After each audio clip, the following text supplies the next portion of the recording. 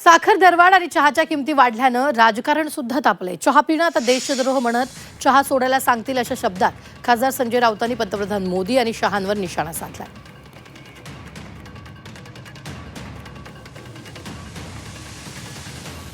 चहा पिऊ नका, अमित शहा सांगतील चहा पिऊ नका,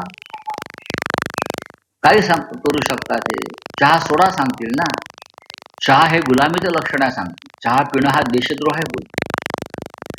पार्लमेंटला सुद्धा चहा बंद करतील लवकरच. चहा प्यायचा नाही, देशद्रोह आहे. ते करू शकतात तसं. चहा मागला, चहा पिऊ नका बरं का.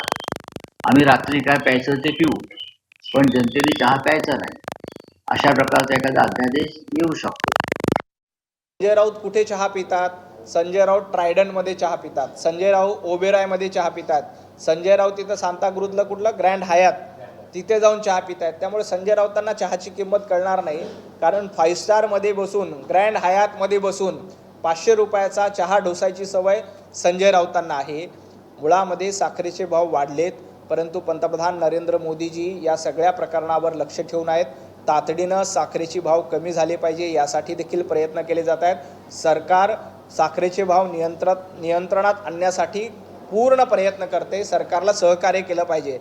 आता ज्यांना ग्रँड हयातमध्ये बसून 500 रुपयाचा चहा ढोसायची सवय आहे त्यांनी सरकारवर टीका करू नये.